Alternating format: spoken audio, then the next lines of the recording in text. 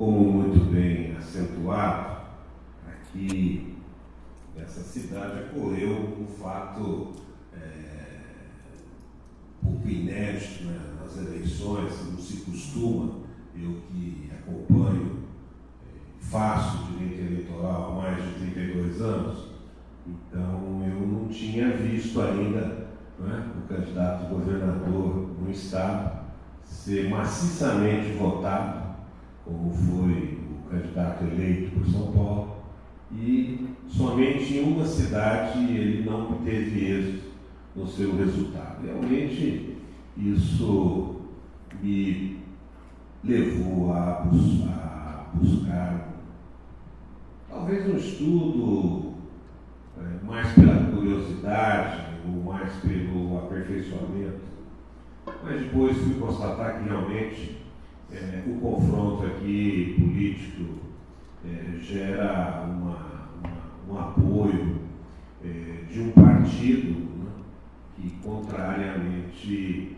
à posição do atual governador e candidato eleito, mas de tudo sempre fica essa questão, saber se os participantes, né, da política local realmente tiveram um bom sucesso em trabalharem para fazer a transferência dos votos. Em eleição, Ana Luiz, nós sabemos que existe esse fator e muitas vezes ele é muito difícil de ocorrer. Às vezes a grande liderança partidária a nível municipal ou a nível regional ou a nível estadual e até a nível nacional tem uma certa dificuldade de transferir o seu prestígio político, transferir seus votos ao seu candidato. E isso nós tivemos muita oportunidade de assistir, e eu estou comentando, porque eu não quero valorizar o fato de forma nenhuma, mas dizer que isso acentuou-se, principalmente a partir da edição da Lei 9.504/97, né, quando anteriormente veio a emenda constitucional permitindo a reeleição do candidato que exerce o mandato do Executivo. É verdade que nós temos que fazer uma análise mais profunda sobre essa questão, porque eu, por exemplo, sou militante da teoria de que o candidato, em qualquer situação dentro do Executivo, ele deve se desincompatibilizar para disputar o pleito eleitoral. Porque, evidentemente, nós temos visto aqui nas eleições do país, depois da emenda constitucional de 1997, que efetivamente ocorre o uso abusivo da máquina administrativa em favor do candidato à reeleição ou do candidato que é apoiado pelo chefe do executivo, que muitas vezes não pode ser candidato, que já é a segunda eleição, já disputou a segunda eleição, então ele tem uma certa dificuldade, né, vedada a sua, tem dificuldades, perdão, vedada a sua participação no terceiro pleito. E, na verdade, essa questão da reeleição é muito polêmica e nós temos visto que gera realmente um certo desequilíbrio. Lá na frente, entre umas das propostas, está inserida essa questão. Mas a verdade é que nós todos, advogados, nós temos uma representatividade muito grande, um compromisso com a sociedade civil brasileira. Porque a OAB realmente ela é a grande provedora dos direitos da cidadania. Nós todos, inscritos na OAB e investidos do mundo público de advogado, embora exercendo o Ministério Privado, nós temos uma atividade pública, né, que é o exercício da advocacia, e esse exercício em razão do próprio compromisso prestado por ocasião do recebimento da nossa carteira, que nos outorga o direito constitucional, porque nós temos uma passagem na Constituição Federal, na Constituição da República, que é a única profissão liberal que está inscrita na Carta Política da República. E nós temos esse compromisso. E esse compromisso com a sociedade civil brasileira, ele é muito antigo. Se nós fizermos um levantamento desde as origens do Instituto Brasileiro dos Advogados, posteriormente da Ordem dos Advogados do Brasil, nós vamos notar que, efetivamente, a advocacia brasileira ela é credora da nação, porque tem uma participação muito importante em todos os processos, não só no processo do exercício profissional do processo propriamente dito, mas aqui especificamente eu posso dizer, por exemplo, no processo democrático.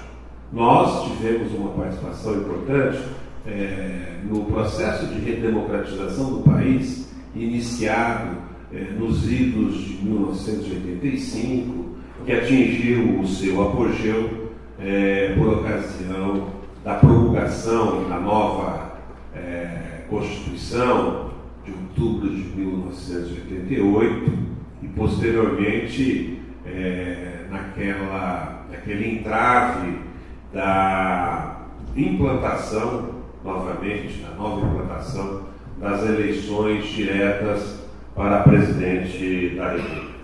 Portanto, nós podemos afirmar com muita tranquilidade, doutor Luiz, que realmente a advocacia é a legítima mandatária da sociedade civil brasileira. Nós estamos falando aqui em política, e a política, todos vocês sabem, ela remonta aos seus estudos há mais de 2.500 anos. Começou o estudo com Aristóteles, e que, na verdade, fica centrado que a ciência política tem como atividade principal a reflexão sobre o tema, e a política como uma atividade de competição. E eu confesso a vocês que essa questão da competição é que me absorve muito no ponto de vista da concorrência nas eleições. Eu confesso a vocês que eu, desde jovem, sempre fui muito conectado na questão política. Fui criado pelos meus pais, e o meu pai era político e exercia uma grande liderança numa região afastada da capital, lá na divisa com Minas Gerais, no norte do estado de São Paulo, e eu convivi muito com ele. E ele ocupou alguns cargos de relevância no governo de São Paulo, quando era exercido pelo governador Adhemar de Barros. E isso me aproximou muito do exercício de conhecer alguma coisa do partido político, naquela época talvez muito mais importante que hoje, naquela época os partidos políticos. Então essa minha convivência me levou muito para esse lado da competição, e ali eu começava a enxergar, Luiz, que na eleição não tem o segundo colocado, na eleição não tem a medalha de prata, na eleição só tem o primeiro colocado e a medalha de ouro. E aí que você começa a pensar, a analisar e se convencer de que é realmente uma atividade de absoluta competição de pessoas competentes. Mas nós tivemos grandes politólogos internacionais, o Aristóteles, o Maquiavel, depois o Locke e depois o Montesquieu. O regime político no mundo evoluiu como evoluiu o Brasil, que começou com capitanias hereditárias e superou todas as fases do Império. Foi na época do Império e que começaram a surgir as primeiras siglas partidárias, e seguindo veio a proclamação da República, e logo em seguida tivemos a prática política da escolha dos presidentes através da eleição do bico de pena. Vocês fizeram um estudo mais detalhado, vocês vão notar que realmente era alguma coisa muito assustadora, né? Até que surgiu na cena política do país, Luiz, esse grande político, e um político de altíssima reflexão, né? De altíssima indagação, que é o presidente ou o ditador Getúlio Vargas, que avançou do período de 1930 até 1945, e ele, ditador, reconheceu a necessidade de entregar o poder ao povo, né, através de uma eleição presidencial e a realização de uma Assembleia Nacional Constituinte para remodelar o estágio político que se encontrava o país totalmente esgarçado, né, com uma Constituição absolutamente autoritária, onde foi decretado o fechamento do Congresso Nacional, onde foi extinto, né, em 1937, os partidos políticos. Portanto, nesse período não existia, embora ele tenha criado, né, a Justiça Eleitoral em 1932, ele tenha trazido a legalização do voto da mulher, né, e em seguida ele comete, né, essas assombrosas atitudes constitucionais. Então caminhamos de volta a Getúlio em 1954 nas eleições, depois de um suporte à pressão, e atinge, alveja a sua alma com um tiro, talvez em função do própria pressão política que existia na capital federal contra a pessoa do presidente da República. Mas a verdade é que tudo isso foi atravessado até que nós tivemos o golpe de 64. E nesse período é o período mais recente que todos nós podemos comentar, porque nós, os mais velhos, talvez tenham vivido, os mais jovens tiveram a oportunidade de estudar isso nas escolas, e foi quando entrou o período que se diz um período de exceção, dizendo assim, um linguajar mais elegante, mas poderíamos dizer período da ditadura militar, né, em que o Brasil ficou realmente submetido a critérios autoritários novamente, em que também foi decretado o fechamento do Congresso Nacional, e também veio uma emenda constitucional para apertar um pouco mais a situação política reinante naquela época, por exemplo, com a instituição dos poderes para a lavatura de atos constitucionais, onde culminaram com diversas cassações de mandatos eletivos otorgados pelo povo, como havia ocorrido em 1945, né, que a Justiça Eleitoral decretou a perda da legenda do Partido Comunista Brasileiro, e que grandes brasileiros que ocupavam aqui, encontravam-se filiados naquela legenda, perderam o seu mandato em razão da extinção da legenda pela Justiça Eleitoral. Podemos citar, por exemplo, a figura desse grande escritor brasileiro, Jorge Amado, que tinha sido eleito para participar da Assembleia Nacional Constituinte naquela oportunidade. Mas a verdade é que nós caminhamos, atravessamos essa dificuldade do processo de exceção, do processo ditatorial, e conseguimos chegar a um momento importante na história política do país, que foi os primeiros passos da redemocratização, com a promulgação da nova Carta Política. E aí, nessa nova Carta Política, vieram alguns capítulos importantes que não estavam registrados na Constituição de 67 e na Emenda Constitucional de 69. Por exemplo, sobre a questão voltada aos direitos políticos, sobre a questão voltada àquela premissa constitucional que revela o fundamento principal do Estado Democrático de Direito, que todo o poder emana do povo, em seu nome será exercido nos termos desta Constituição, aonde todos os brasileiros mantêm uma situação de absoluta igualdade no exercício do voto, né, através do voto direto, secreto, igual para todos. Isso é um ponto fundamental, porque aqui demonstra realmente o espírito da democracia brasileira.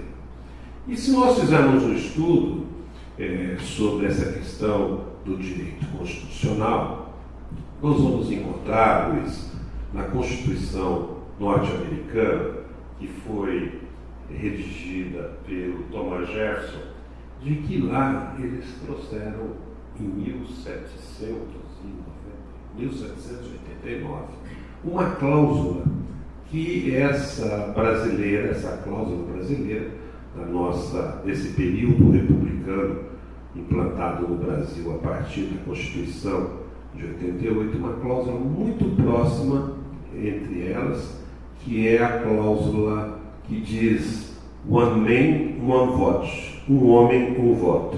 Então, nós temos proximidades, né, no direito constitucional com a Carta de Thomas Jefferson de 1792. É evidente que existe um certo distanciamento no que tange a questão lá na América sobre a dificuldade de fazer uma reforma constitucional.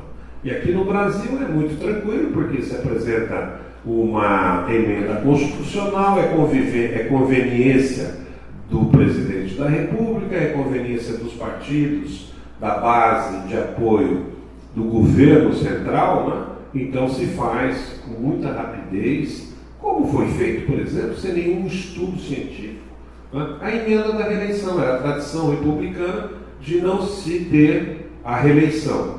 Mas no governo de Fernando Henrique Cardoso se cogitou, talvez pelo sucesso que tinha havido na questão voltada à situação financeira do país, que obviamente tinha começado não em 1997, tinha começado lá no primeiro mandato popular otorgado pelo povo numa eleição direta de presidente da República, que as transformações vieram sendo feitas por etapa. Evidentemente que naquele momento em que foi promulgada, né, até sobre uma obscura situação da composição do Congresso Nacional, se cogita até hoje, né, que pessoas se envolveram financeiramente no exercício do mandato para votar favoravelmente, embora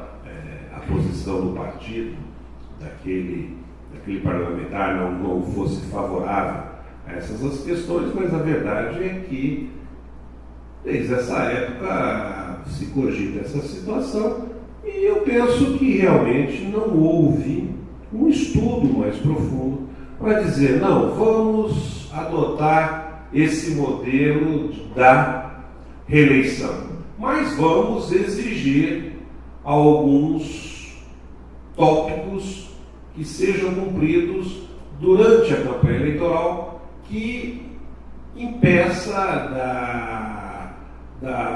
o uso indevido da máquina administrativa. Por exemplo, eu ontem até estava despachando com o corregedor regional eleitoral, que cumulativamente exerce a função de vice-presidente do TRE, eu fui ao TRE cuidar de um caso de um cliente, e comentava com ele, doutor, o senhor que é mais antigo aqui no TRE, porque lá no TRE a rotatividade dos magistrados é muito grande. Então nós, advogados, que são militantes lá, evidentemente nós temos uma experiência muito extensa em razão do largo tempo que nós estamos advogando lá. Lá não, lá o desembargador vem, fica 2 anos como substituto, daí 2 anos ele já é vice-presidente, daí 2 anos ele já é presidente, e aí ele vai embora lá para o TJ continuar essa parte política da carreira dele, né?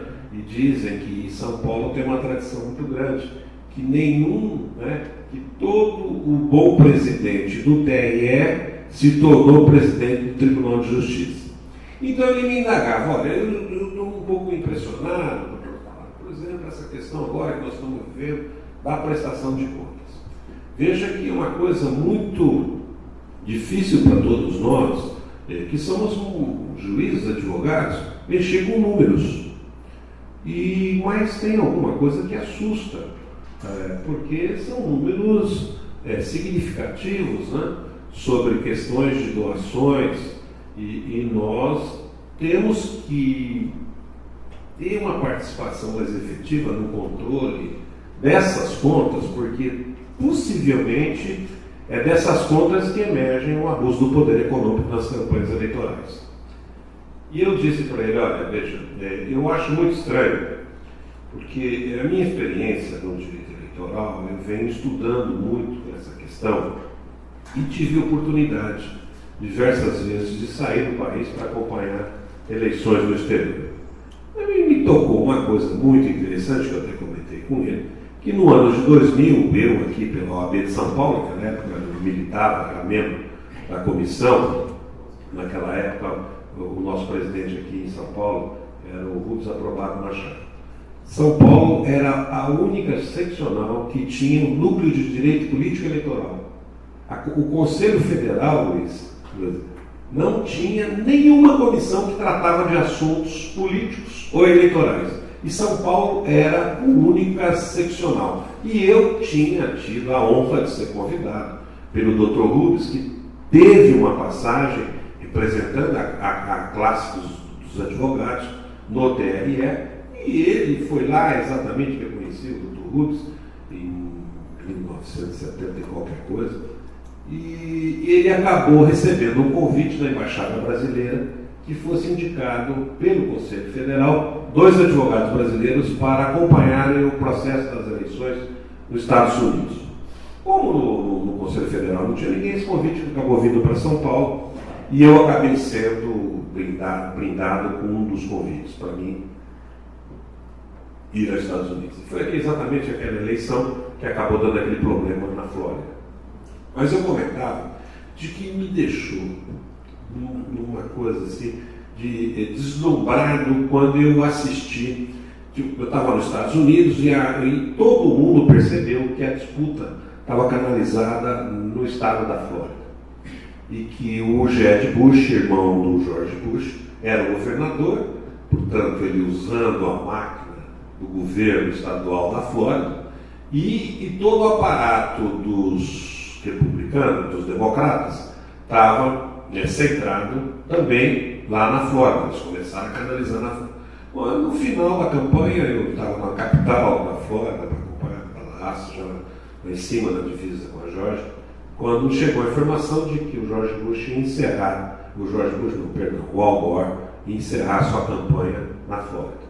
E que passaria por Tampa, faria um comício à noite e em seguida iria para Miami para fazer um outro comício em Miami. É uma concentração política muito grande.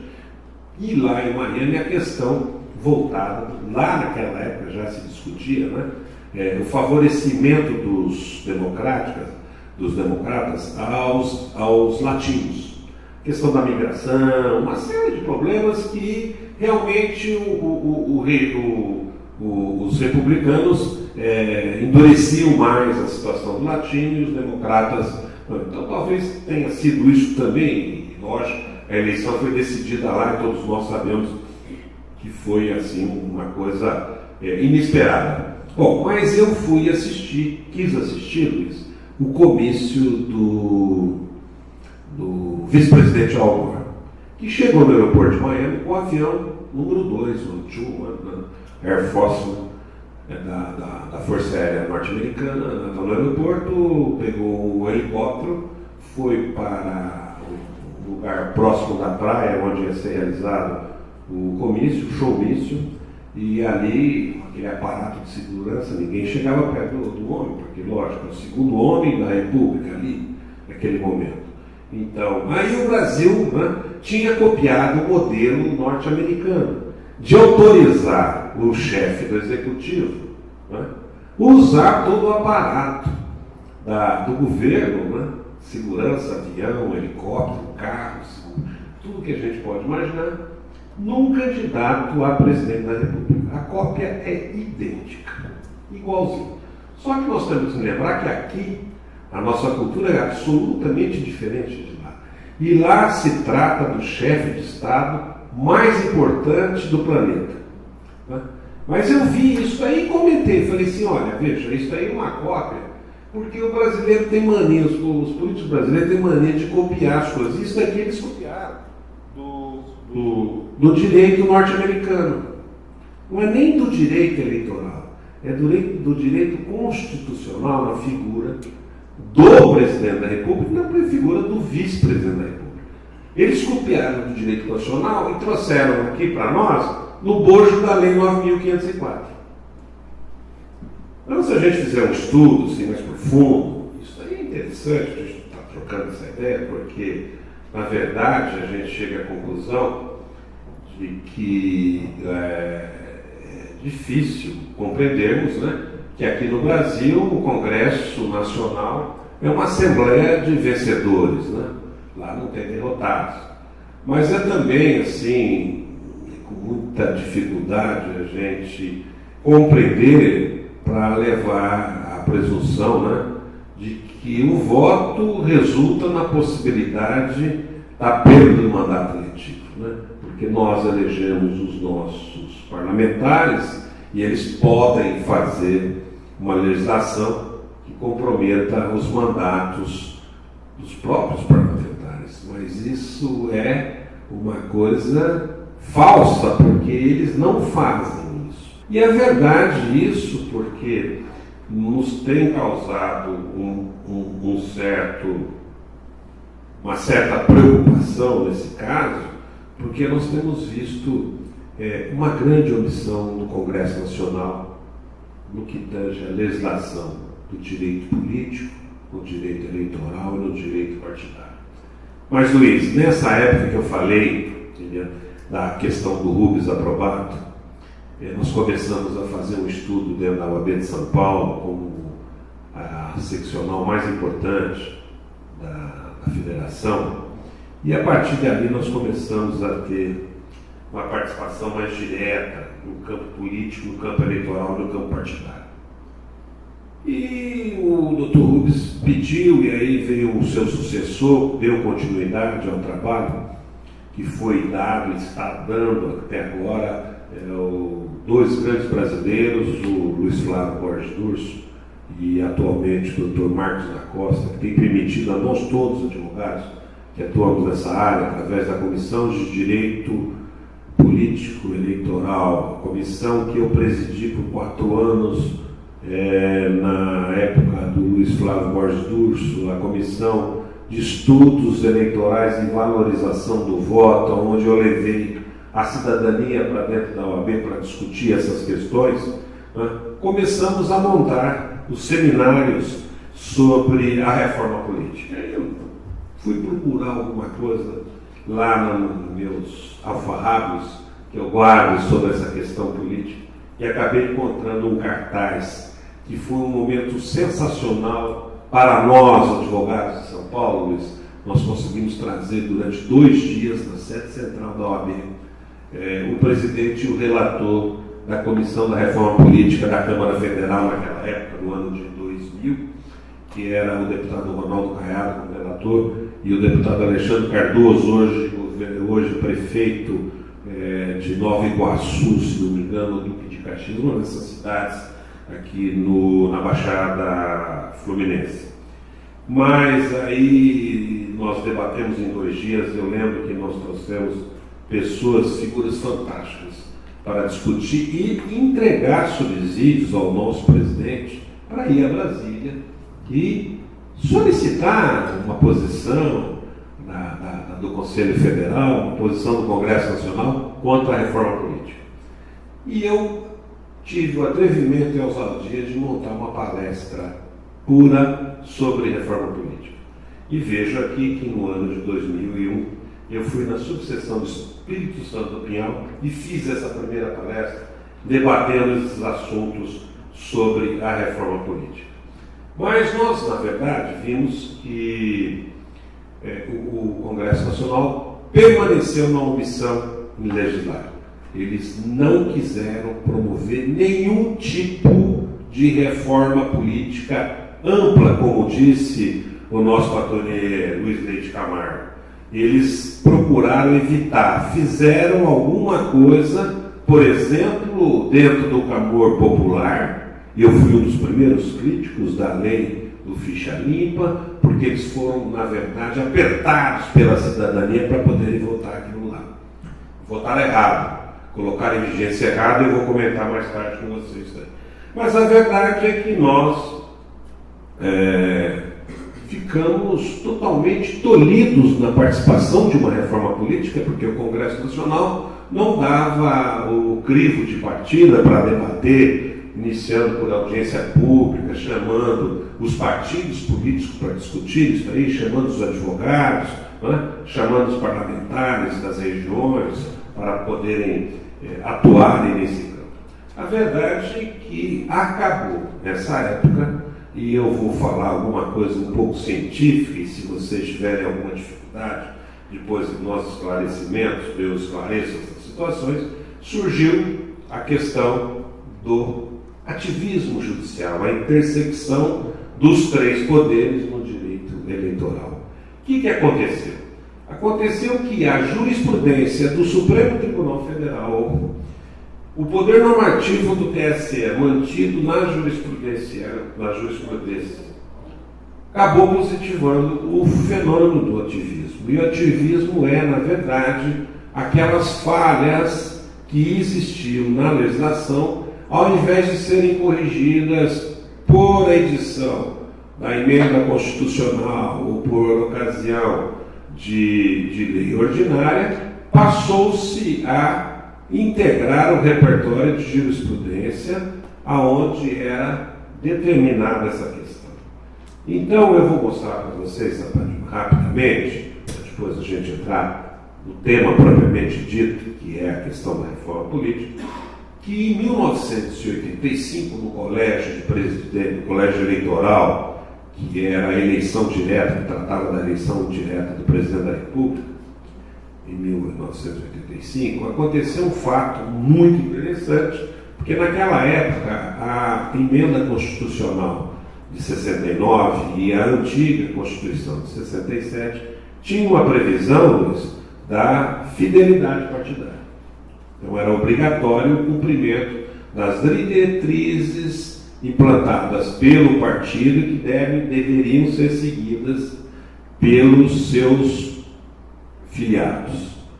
Na eleição, como existiam dois candidatos, um indicado pelo poder central e o outro indicado pela oposição, é evidente que o partido, naquela época, era bipartidarismo, o partido que detinha o poder central era majoritário, então o presidente da República seria eleito pela indicação dos filiados do partido, integrantes do Congresso Nacional. O Tribunal Superior Eleitoral, respondendo uma consulta, isso foi consolidado numa resolução, entendeu a inaplicabilidade da norma constitucional dispondo sobre a fidelidade que não seria aplicada no colégio eleitoral, porque não se tratava da questão de voto, mas se tratava do direito de manifestação do parlamentar, que não estava afeto à questão da fidelidade partidária. Aconteceu que o Brasil, nesse momento, passou a tomar um outro rumo. E eu não quero fazer nenhum comentário, porque posso resvalar, talvez, numa questão política, e eu não quero incidir ou ser deselegante com algum de vocês. Mas a verdade é que nós tivemos, talvez, o primeiro exemplo do ativismo judicial nessa questão. E aí passou-se, veio a questão, todo mundo pretendendo cumprir os desígnios da Constituição, da nova Constituição. Tivemos a primeira eleição presidencial pela via direta, o povo depois de muito tempo, mais de 20 e tantos anos, sem votar para presidente, voltou para presidente, uma eleição magnífica, aí o povo não se contentou com a eleição do candidato que tinha sido eleito e foi apresentado o impeachment, aí o presidente foi recebido o processo político, ele foi afastado, foi cassado e o povo vivia um grande momento, sabendo que tinha os 3 poderes delineados nos termos da Constituição, o poder executivo, o legislativo e o poder judiciário. Mas aí começou a surgir novamente essa questão do ativismo judicial e nas eleições de 2002 surgiu o primeiro momento em que teve novamente a influência do Tribunal Superior Eleitoral, que formou uma premissa traçada na questão da verticalização dos partidos políticos, obrigando aos partidos políticos seguirem uma regra política que era ditada na eleição presidencial.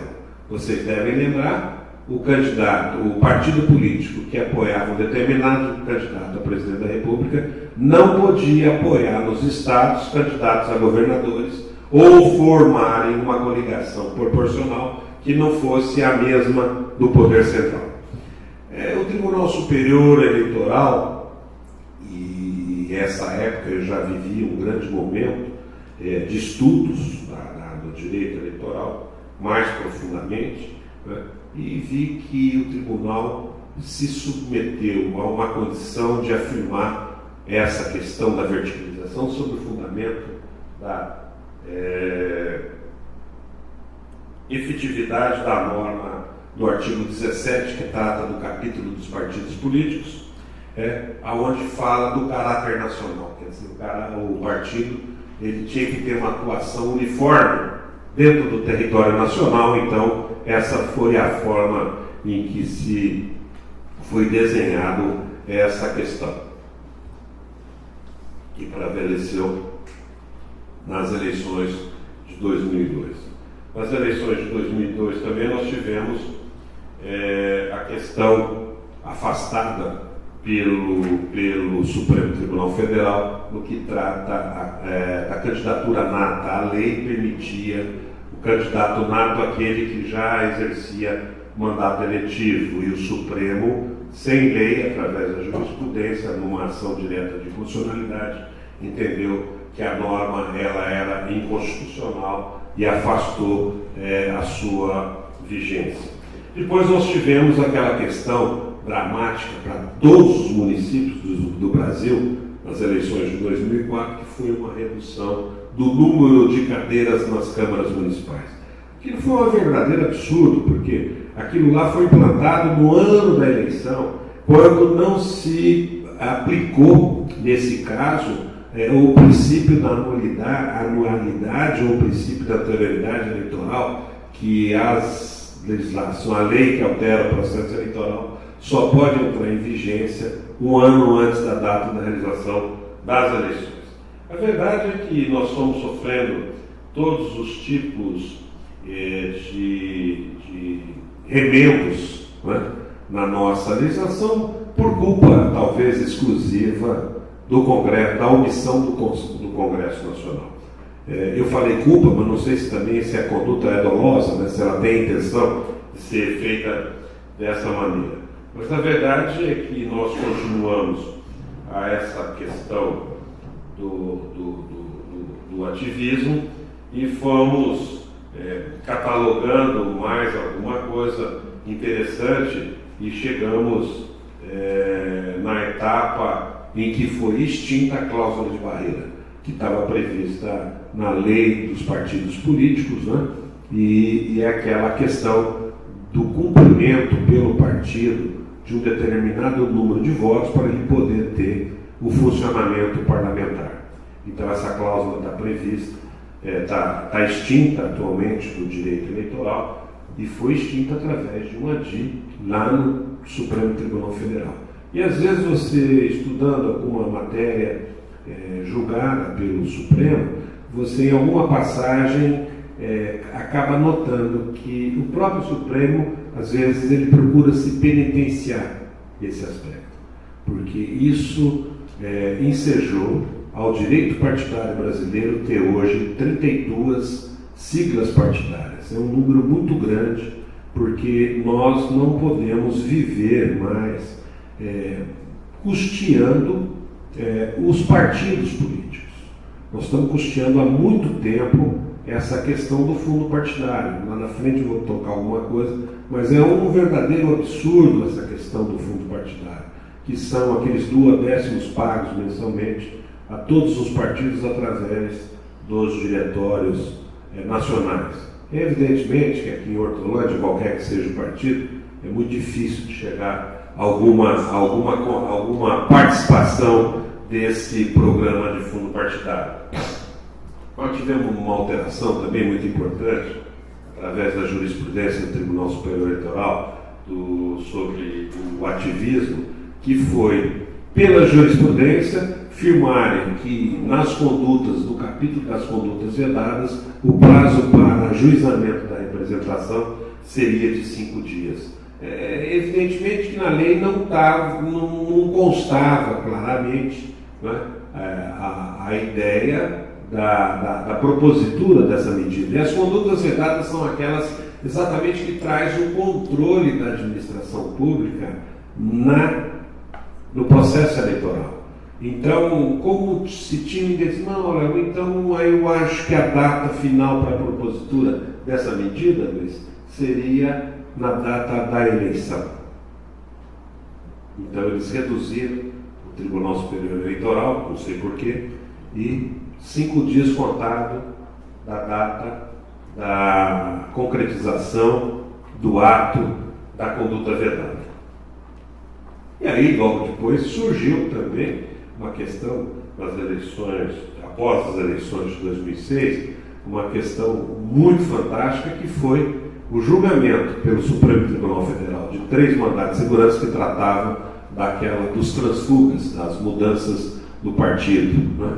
E aí o Tribunal Superior Eleitoral, mais uma vez, né, fazendo vezes do Congresso Nacional, implantou por resolução, né, a fidelidade partidária, editou uma resolução com um pouco mais de 10 artigos, e aqui é onde o parlamentar que fugir do seu partido sem justa causa é onde ele vai perder o mandato eletivo. Em 10 artigos, quer dizer, talvez até violentando a cláusula do devido processo legal.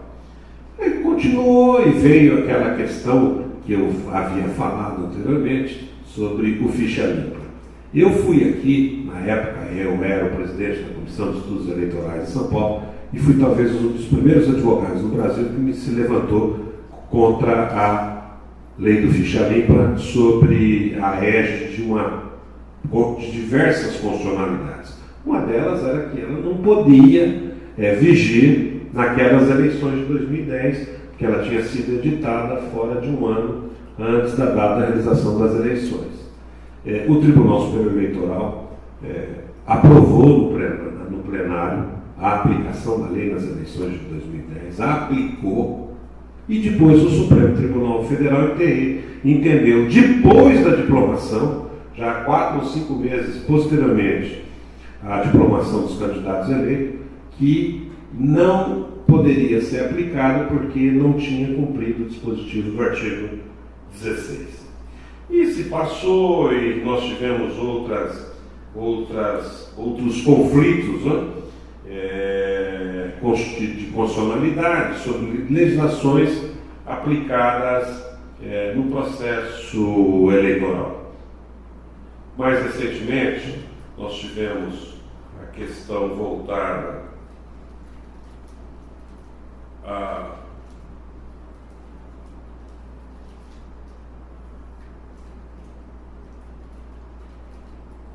uma possível criação de impedimento de condições de elegibilidade, que chegou a ser aprovado pelo plenário do Tribunal Superior Eleitoral, na ótica de que aquele candidato, nas eleições anteriores, que não tivessem aprovação de contas, olha bem, aí entra a atividade da lei, não tivesse aprovação de contas, ele não seria detentor da quitação eleitoral, portanto, ele não teria o conjunto para receber a certidão que é obrigatória para a lei ordinária para apresentação no ato do registro de candidato. Consequentemente, ele não poderia participar do processo eleitoral. Isso foi até uma grande coincidência, porque essa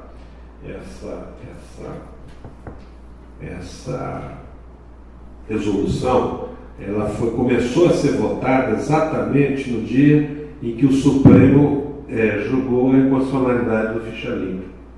E eu me recordo que eu estava lá em Brasília e foi suspenso, tinha havido sido suspensa a sessão no Supremo para continuar no outro dia o julgamento. Falei, vou até hoje, tem sessão no TSE, eu fui lá. E começou sem eu nem sabia dessa proposta. Surgiu e eu conversei com alguns colegas nossos lá e achei um absurdo. E ela foi muito a passos lentos e aí até o próprio tribunal, né, em razão da própria situação do reconhecimento do ficha limpa, eles voltaram atrás e acabaram desistindo do processamento dessa resolução. Mas a verdade é que os anais do Tribunal Superior Eleitoral não mantêm.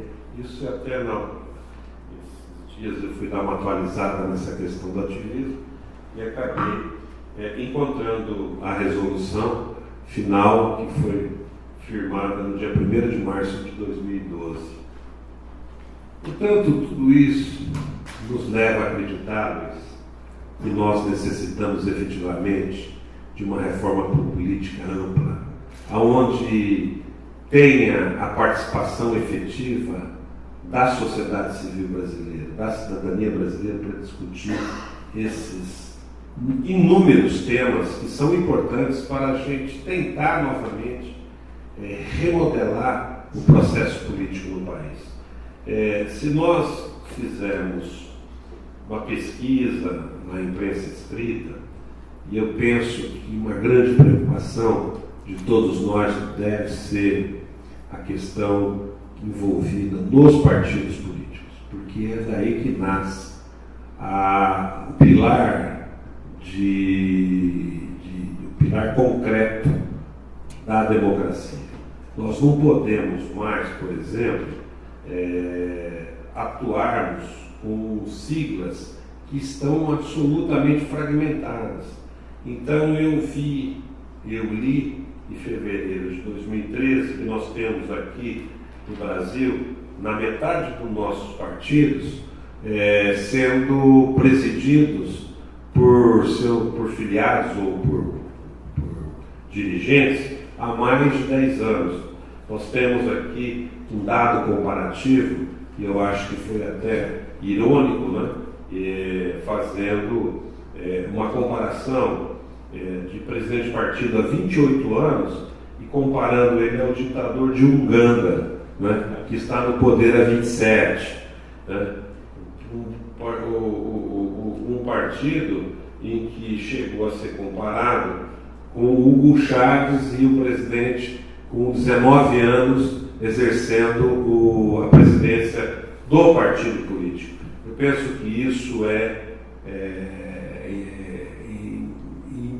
inimaginário numa democracia moderna, numa democracia onde realmente tem a participação da sociedade civil, aquela democracia que constitucionalmente, né, nós dizemos a democracia participativa, todo mundo participando. Né? Um jornal de junho de 2013 dizendo reforma política, a prioridade há 19 anos. Né? Então, se a gente voltar aqui, nós vamos encontrar, por exemplo, pessoas que estão envolvidas nisso, né, Luiz? Há mais de 10 anos, imaginando que pode ter uma reforma, né? Mas ela, concretamente, ela está muito longe de acontecer. Mas o grande problema é que, a partir de junho do ano passado, onde a sociedade civil brasileira, a cidadania brasileira, a juventude novamente foram nas ruas, né? Para exigir alguma coisa, talvez a redução dos 20 centavos da condução, mas será que aquele era o motivo fundamental? Não é. A juventude ali naquele momento estava achando, né, um denominador para poder se manifestar. Evidentemente, eu até acredito, pela falta até da possibilidade de diálogo com os parlamentares, com os partidos políticos, porque não se discute os temas da reforma política. Então, a nossa Presidente da República se propôs a fazer um plebiscito ou implantar uma constituinte exclusiva para a reforma política. Vejam vocês, fazer uma reforma política quando, através de uma constituinte, quando eu acredito até que a minha estagiária de primeiro ano de faculdade, ela tem a noção de que a reforma política não está presa na alteração da Constituição. Ela está, muitos temas estão envolvidos em lei ordinária. Por exemplo, quando vamos tratar de partidos políticos, nós não temos uma lei regulamentadora das questões de funcionamento do partido político. Mas a verdade é que nós ficamos preocupados com essa situação. E aí a Veja, né, que venha, plebiscito é golpe. Não é por aí que a gente tem que analisar essas questões, porque realmente nós não temos que fazer um plebiscito para acertar a questão da reforma política. Nós temos que fazer o debate para implantar a reforma política. E eu sou até um pouco mais favorável. Eu não sei se eu vivo num estado maravilhoso como o estado de São Paulo, Luiz, mas aqui nós já temos, assim, bem acentuado a questão das lideranças regionais. Então nós fazemos deputados federais, que são 70 no estado, dividimos por região, e em cada região um deputado ficará responsável para realizar as audiências públicas da Câmara Federal e debater os temas da reforma política com a sociedade civil. Porque não pode essa reforma ser feita lá dentro da estrutura do Congresso Nacional. E aqui a gente volta e novamente nós vemos: o Supremo avança na reforma política. Veja, o Supremo Tribunal Federal, através da questão do ativismo, chegar nesse ponto. Eu acabei recortando da revista Veja, e eu achei muito interessante. Será que essa reforma ela está passando já do momento dela ser realizada? Porque se ela tivesse sido realizada anteriormente, certamente nós não teríamos o desgosto de ver essa matéria estampada numa das maiores revistas do Brasil. Né? Um deputado federal, né, com os seus direitos políticos suspensos por força de dispositivo constitucional previsto no artigo 15, que diz que todo aquele condenado criminal terá a suspensão dos seus direitos políticos e ele exercendo um mandato eletivo no Congresso Nacional. Isso realmente é uma coisa muito absurda e nós temos que tomar muito cuidado com isso aí, porque isso é o que demanda essa bandalheira toda, porque é de um lado que facilita, é do outro lado que facilita, então a coisa vai tomando um envolvimento tão grande que é aquela questão que a gente chega a imaginar: o país perdeu o controle, né? Mas eu acabei também trazendo assim, alguma coisa importante de conversar com vocês sobre, no primeiro momento, da necessidade premente de valorização dos partidos políticos. Se nós voltarmos nas 7 eleições presidenciais que nós tivemos a partir da promulgação da nova Constituição da República, 7 eleições que nós tivemos, 6 eleições foram disputadas pelos mesmos partidos, PT e PSDB. E a primeira delas teve a participação do PT, não teve a participação do segundo partido, que naquela época é uma sigla que foi criada para poder patrocinar a candidatura do presidente, inclusive o presidente que foi eleito.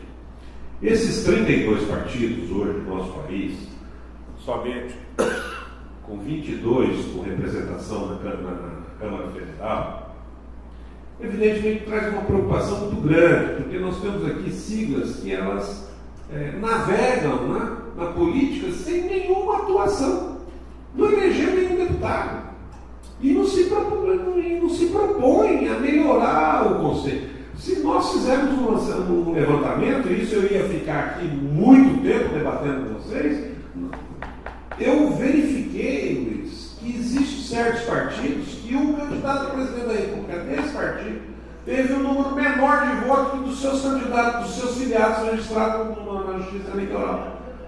Quer dizer, isso é uma coisa que deixa muito preocupado aquele militante de direito que vê e assiste essa questão, porque isso é uma preocupação muito grande. Nós temos que buscar essa questão.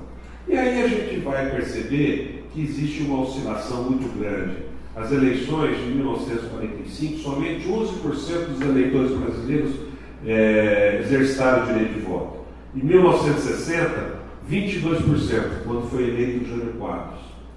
Em 1974, 74%. Aliás, 2010, 74% quando foi eleita a Dilma. Nesse primeiro turno, nós tivemos 70,97% e no segundo turno, 72,50%.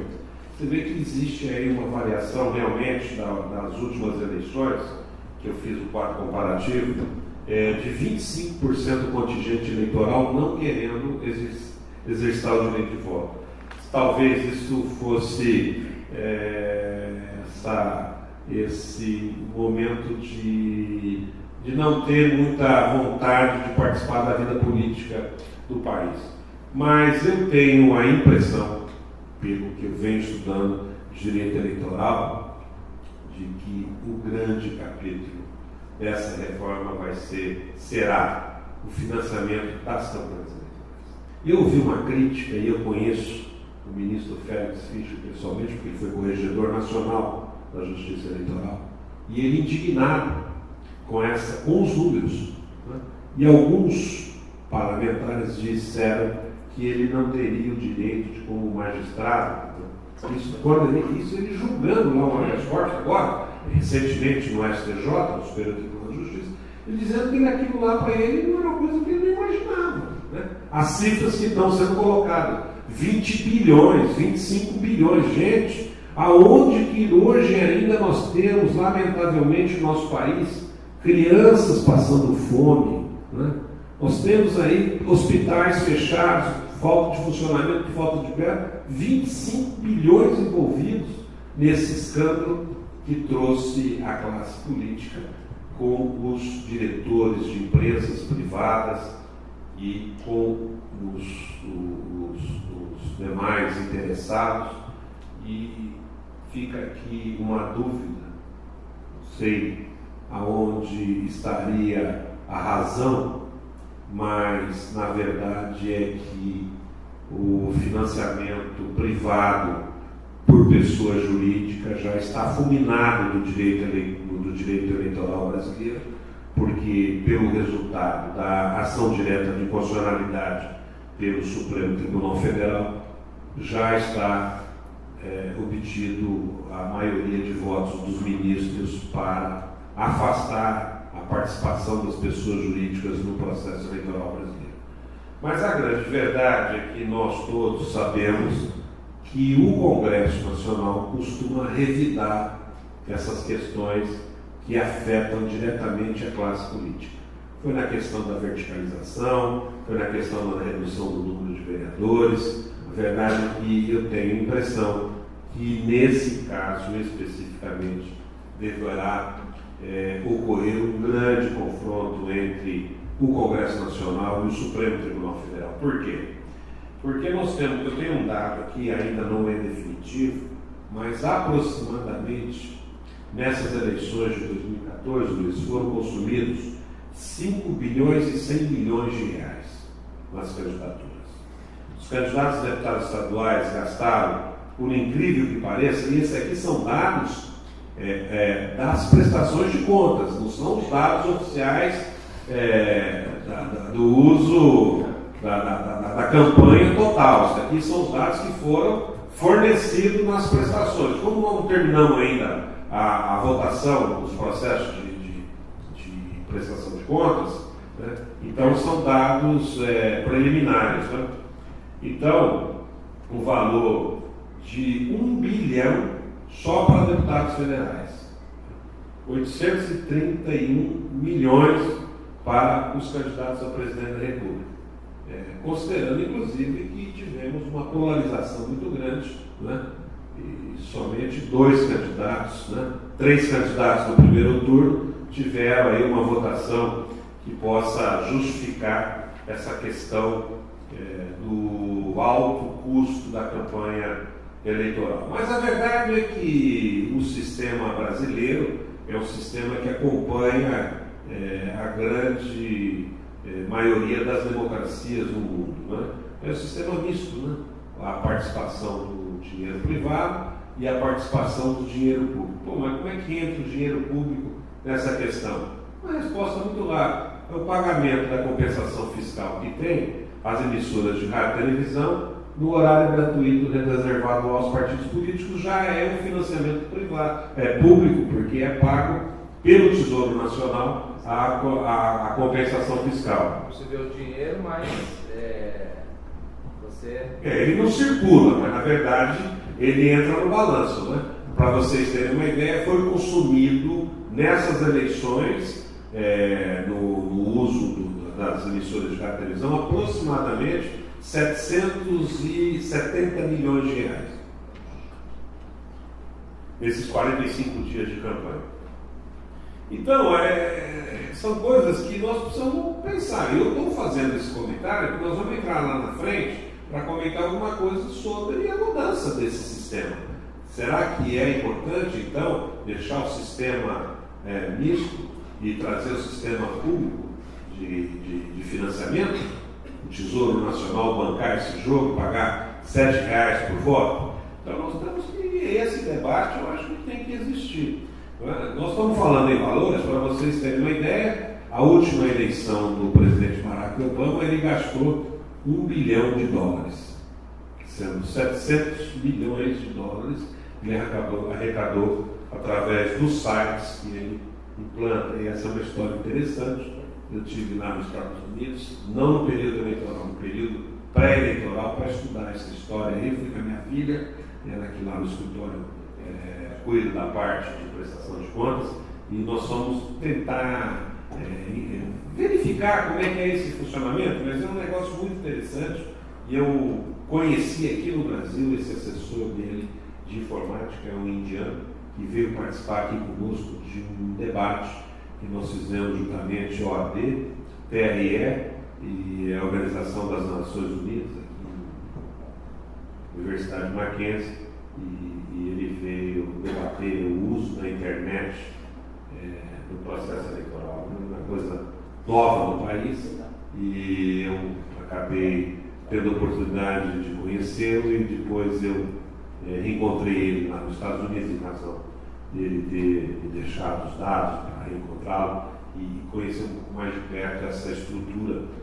magnífica que o presidente Barack Obama tem. Realmente é uma coisa de modelo para a gente conhecer quem gosta de fazer política, né?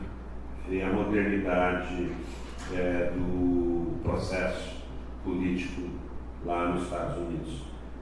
Mas voltando um pouquinho, só para encerrar essa questão das eleições do financiamento, nas eleições de 2012, e isso são dados concretos, foram gastos aproximadamente R$6 bilhões nas eleições municipais de 2012. 638 milhões vieram da construção civil, das empresas atuando na construção civil. 329 da indústria de transformação e 311 milhões do comércio. Então, é uma coisa que nós precisamos refletir, essa questão do afastamento das pessoas jurídicas do processo eleitoral. O processo, a ação direta de proporcionalidade, que está para ser votada ainda, para se encerrar o julgamento, que tem uma importância muito vital esse julgamento ainda, que ali vai ser modulado o período de vigência dessa questão da DIN. Porque se eles colocarem, eles podem colocar a partir da próxima eleição, podem colocar a partir da eleição de 2018, como eles podem colocar a partir da eleição de 2020. Mas ninguém sabe o que vai acontecer, porque também não sabemos o que vai acontecer com a reforma política. Mas a verdade é que naqueles temas que eu falei para vocês, quando eu fui ousado para debater a questão da reforma política, que eu vi lá dentro da sede central da OAB, são os mesmos temas que eu trouxe aqui. Não houve nenhuma modificação. Talvez tivesse havido alguns acréscimos, dado a gravidade da incidência das questões, dos temas voltados ao processo político no país. Por exemplo, eu em 2011 era presidente na Comissão de Estudos Eleitorais e montei uma subcomissão para a gente acompanhar no Congresso Nacional a proposta da reforma política, que é exatamente o que poderá acontecer nessas eleições, né? Então, começa-se pelo fim da reeleição. Eu acho que isso é unanimidade. Todo mundo vai apoiar, com certeza. Talvez os partidos de predominância do poder central não vão ficar muito satisfeitos, porque às vezes a questão pode atrapalhar um pouco o ideário partidário, né? Mas a verdade é que isso é quase unanimidade. Se tem uma outra proposta, que é a coincidência de data para a realização de todas as eleições. Isso eu acho que vai trazer um complicador na vida da classe política nas pequenas cidades, porque isso vai acabar surgindo um problema que já tivemos a experiência em 1982, e foi a coincidência em todas as eleições, aquela só não coincidiu porque não existia a eleição presidencial. E o candidato a vereador naquela oportunidade acabou virando o cabo eleitoral de luxo dos candidatos a deputado estadual e deputado federal. E ele não tinha proposta, ele tinha a condição de participar diretamente do processo, apoiado pelo candidato a federal e apoiado pelo candidato estadual. E nós vimos um resultado dramático que aconteceu aqui. Evidentemente que o autor dessa emenda constitucional, que é o senador Renan Calheiros, ele possivelmente não viveu esse momento nos estados de maior densidade eleitoral. Possivelmente para ele lá seja mais importante, porque no estado dele ele fecha tudo numa eleição só e a despesa é menor, né? E aí ele elege quem ele quer numa eleição só. Eu acho que isso vai trazer um problema muito grande, mas eu acho que isso deveria ser debatido com muita profundidade para a gente ter uma ideia realmente se é necessária uma questão dessa. Porque a tradição republicana brasileira é a eleição de 2 em 2 anos. Essa é a grande realidade. O Brasil sempre viveu esse momento de eleições presidenciais apartadas das eleições municipais. Agora, vamos imaginar que isso seja implantado no país. Eu tenho a impressão que vai trazer algum resultado negativo para os partidos, os menores partidos, e certamente vai haver alguma desestabilização desse processo político que é tradicional no país. A proposta da extinção das coligações partidárias nas eleições proporcionais, isso certamente vai extirpar do processo eleitoral, do processo político, a barganha para o uso do horário gratuito nas emissoras de rádio e televisão. Mas isso pode, aqui, até conversava com o Luiz, acontecer um fato um pouco mais grave. Extinguindo essas coligações proporcionais, eu acho que afetará, certamente, as minorias, os partidos, alguns partidos políticos de menor porte, eles conseguem eleger alguns candidatos quando eles estão coligados. Quando eles atuam individualmente, é muito difícil. Se vocês verificarem os resultados das eleições aqui em São Paulo, né, nas últimas eleições, vocês vão confirmar essa tese que eu estou comentando com vocês. A cláusula trazer de volta ao debate, tentar colocar novamente para haver uma valorização do partido político, a cláusula de desempenho ou a cláusula de barreira. E aqui a gente pode, não, mas é aí, como é que fica o funcionamento parlamentar de um pequeno partido na Câmara Federal? Pode-se criar a federação, existe alguns países no mundo que usam a federação de partidos, se junta lá 3 ou 4 ou 5 partidos minoritários, todos com 2 ou 3, se forma um bloco, né? E esse bloco funciona, isso, tem representatividade, é um bloco, é um partido político, formado por pequenas siglas que não conseguiram atingir o número mínimo de candidatos eleitos para manter o funcionamento parlamentar. Então eu penso que essas questões são as questões principais, envolvendo, obviamente, a questão do financiamento da campanha. Eu penso que vão pretender trazer a implantação do financiamento público. Sobretudo isso, eu vou falar já de pronto, é uma posição minha, já tenho um convencimento formado, a sigla que detém o poder central tem o maior interesse nessa questão. Porque com o poder central ele não precisa de muito dinheiro para atuar. Ele vai nos R$7 que serão distribuídos pelo Tesouro Nacional através de distribuição na forma do fundo partidário, quer dizer, vai ser distribuído de acordo com a composição das bancadas da Câmara Federal.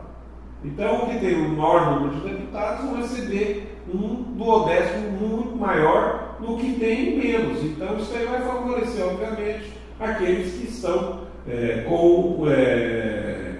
concentrados no poder central. Então, eu penso que essa questão é uma questão difícil de se resumir. Você fala do financiamento misto, realmente está isso aí. Agora, será que no financiamento público não vai trazer de volta o Caixa 2? Os recursos não contabilizados, as empresas que não podem participar, atuarem por baixo do pano e passar o dinheiro do candidato, candidatos por passar o dinheiro, porque esse dinheiro que entra ilicitamente na campanha, certamente ele é gasto em ilícito, compra de voto. São as benesses oferecidas durante a campanha. Agora, nós temos também que pensar muito no que tange ao sistema eleitoral de representação. Nós temos que escolher um novo sistema. Esse sistema proporcional que nós temos hoje é um sistema que está absolutamente superado, não só superado aqui no país, mas superado as ideias do mundo todo. O mundo hoje já mudou, não é? Pensando no voto distrital misto, uma parte dos parlamentares são eleitos em lista fechada e uma outra parte em lista escolhido pelo voto direto, né? Na verdade, isso vai ampliar a regionalização das lideranças políticas, porque sendo distrital vai ser dividido, atuará distrital. Eu vejo com muita magnitude essa questão do voto majoritário. Se elege, por exemplo, deputados federais aqui no estado de São Paulo, 70 mais votados.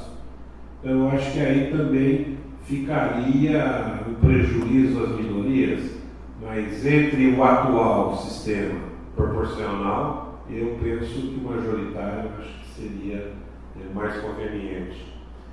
Teríamos também a opção do proporcional com lista aberta, né, que é manter o atual sistema, ou o proporcional com lista fechada, que seria apresentado através dos partidos da lista, através dos partidos políticos. Aqui seria uma supervalorização dos dirigentes partidários que dominam as siglas, é aquilo que eu falei lá atrás. Mais da metade, né, dominados por pessoas há mais de 20 anos. Teríamos o distrital puro, esse certamente seria o melhor modelo para São Paulo, mas certamente isso vocês podem excluir que isso não vai acontecer nunca. Seriam dividir os 142 milhões de eleitores pelo 530 cadeiras na Câmara Federal, teríamos formado o quociente do distrito. Então, aí São Paulo, com 32 milhões, nós passaríamos de 70 para 118 deputados. E Roraima, que tem 299 mil eleitores, passaria, em vez de 7, 1 deputado. Então, eu tenho a impressão que aí não haveria também interesse do Poder Central em fazer essa modificação, porque a política do Brasil ficaria centrada no estado de São Paulo, no estado de Minas Gerais, no estado do Rio de Janeiro. Eu penso que, sobretudo, São Paulo ficaria com mais de 120, 110 deputados. Então, eu penso que isso aí não teríamos muita chance de acontecer, porque seria uma supervalorização da política paulista. Eu acredito que isso jamais vai acontecer. Eu acho que sequer vai ser apresentada essa proposta. Eu tenho na minha dúvida quanto a isso. Se discute aqui, Luiz, com a questão, isso é um problema um pouco mais jurídico, constitucional, o fim do foro privilegiado por exercício de função pública. Eu penso o seguinte: é realmente diferenciado uma pessoa que teve a sua escolha submetida à soberania popular. Não imagino, por exemplo, viável um deputado estadual, um deputado federal, perder esse foro e passar a responder às ações penais no foro singular de primeiro grau, ou do domicílio. Aí ficaria, não, mas é o foro onde foi praticado o delito. Então, eu vejo com uma certa preocupação essa questão dessa extinção desse foro, porque isso é como a prerrogativa do advogado. A prerrogativa não é do advogado, a prerrogativa é do cliente. Como seria do deputado? Porque quando ele perde o exercício do mandato, ele passa a responder no primeiro grau, o processo é baixado. Quer dizer, é um privilégio, é um privilégio de quem elegeu, porque existe uma certa qualidade, né? Porque esse mandato ele pode ser submetido a uma perda, né? Uma decretação na ação penal, a perda da função pública, e o prejudicado diretamente é o voto que elegeu aquele que está perdendo o mandato. Eu penso que está como proposta, eu posso até imaginar, falando assim bem claramente para vocês, e eu não tenho nenhuma dificuldade em enfrentar isso, poderia ser uma proposta demagógica e é absolutamente inviável. Então eu penso que isso poderia ser a gente analisar um pouco no campo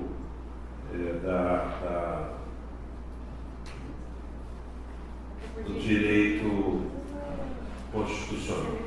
Mas eu acho que tem algumas propostas ainda que são de interesses diretos do eleitor. Eu já estou terminando. Sim. Mas só para encerrar, não está no contexto, não está incluído no contexto da possível reforma política. Nós vamos discutir também a questão do voto facultativo ou do voto obrigatório. Muito embora a tradição republicana brasileira seja do voto obrigatório, mas recentemente eu tive, nos Estados Unidos também é voto facultativo. No ano passado, em novembro do ano passado, eu estive acompanhando as eleições presidenciais no Chile. O primeiro turno se teve pouco menos de 50% de comparecimento. No segundo turno, aproximadamente 41%. Eu penso que isso perde a qualidade da soberania da escolha. Não existe uma consagração democrática daquele candidato em que disputou somente 40% do voto dos eleitores. Então, eu penso que isso nós temos que pensar profundamente. A inclusão da federação, se houver uma mudança no sistema de representação, a criação, a implantação da federação dos partidos políticos poderão funcionar na Câmara Federal. Uma questão que afeta ainda o direito eleitoral é a questão dos suplentes de senadores. Precisa dar uma regulamentada nisso, proibir, hoje, se não me engano, temos aí coisa aproximada de 20 senadores que a suplência é exercida por algum parente. Então, colocar aquela cláusula de inelegibilidade do suplente mais ou menos próxima daquela da inelegibilidade do candidato à reeleição, os parentes até o segundo grau, aquela história toda. Se não for extinta a reeleição, a obrigatória desincompatibilização do candidato no prazo, no mínimo, de 6 meses anterior à data da reeleição. Nós teremos que retornar ao debate na questão da fidelidade partidária para poder dar um aspecto jurídico mais profundo nessa questão, porque, na verdade, ele foi feito por gente que só sabe julgar. Eu não sei se os ministros vivem o cheiro do povo, né? Será que eles sabem interpretar o valor de um mandato eletivo que é obtido através da soberania popular? Eu acho que nós teríamos que pensar na implantação de uma penalidade ao candidato que utilizou discurso inverídico no curso da campanha eleitoral. Praticou o discurso inverídico, passou os 4 anos, não cumpriu as diretrizes que ele deu início lá na campanha, se cria uma inelegibilidade através do devido processo legal, dá uns 8 anos de inelegibilidade para ele aprender a não mentir para o povo. E uma última proposta que eu acho, que agora ainda começaram a cogitar, mas eu já venho falando há muito tempo, é o poder desconstituinte de natureza popular daquele que, do mandato eletivo, seria a abolição do processo político, processo de impeachment pelas casas legislativas, levando ao povo o direito de revogar o mandato eletivo daquele que não cumpriu com os destinos da campanha eleitoral, por exemplo. Nós teríamos que dar uma modificada ou que incidiu no crime de responsabilidade. Mas como seria isso? Você faz nova eleição, né? Como houve na Califórnia, né?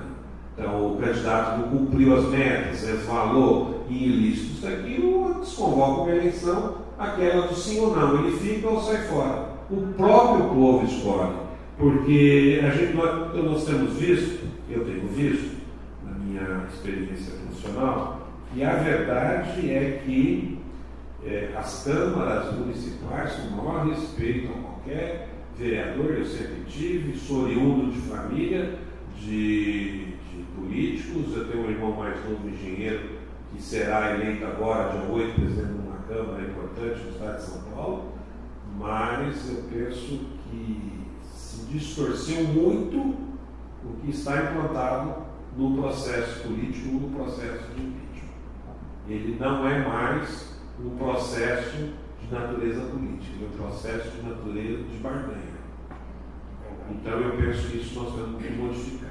Porque muitas vezes você, o advogado, vai na tribuna da Câmara, fica 2 horas fazendo a sustentação oral, o pessoal debochando de você tem que cumprir o seu mistério, o seu compromisso com o seu cliente, e você vê que a votação é feita na base da barganha. Então eu acho que isso tem que acabar. Gente, eu poderia ficar aqui mais tempo conversando com vocês sobre essa questão da reforma política, mas eu não gosto de ser cobrado 2 vezes. Fui cobrado pelo presidente Luiz, mas eu acho que ele tem razão. Ele quer ficar com o contingente majoritário presente, que é para fazer um grande debate, a gente, se eu puder responder alguma lacuna que porventura ficou nessa palestra, agradecer a atenção de todos vocês pela atenção, pelo cuidado que vocês me ouviram, né? E quem sabe a gente possa aqui ainda retornar durante o curso dessa reforma política, participar de alguma audiência pública presidida por um parlamentar federal, né? E é onde a gente poderemos apresentar nossas propostas, as nossas ideias, porque nós vivemos um regime de representação popular, de soberania popular, que nós é quem escolhemos, então nós temos também o direito, né, de indicar alguma proposta, mínima que seja, mas o direito da cidadania efetivamente participar do processo político. No último momento, eu quero novamente agradecer a sucessão de Ortonóide, através do presidente Luiz Leite Camargo. Quero deixar registrado a minha admiração pessoal e os meus respeitos a Luiz Flávio Borges Durso, que iniciou um grande momento na mudança da advocacia no Estado de São Paulo, ao Marcos da Costa, que vem dando continuidade nesse trabalho, como o doutor Luiz disse, e agora recentemente tivemos a Atibaia, onde fizemos a aprovação do nosso propósito de participar efetivamente na concretização dessa reforma política. E deixar muito obrigado a todos vocês, dizer que foi uma alegria, porque eu levo hoje comigo para São Paulo mais uma sucessão. Eu já estou mais ou menos próximo de 200 sucessões. Eu quero ver se até o final da minha carreira eu consigo conhecer todas as sucessões do Estado de São Paulo. O problema é que a classe dos advogados está sendo ampliada muito e muito também está sendo a criação de novas sucessões. Mas é, evidentemente, sempre uma alegria conhecer uma nova subseção onde a gente vê que a advocacia está efetivamente presente. Obrigado, boa noite. Nós que agradecemos.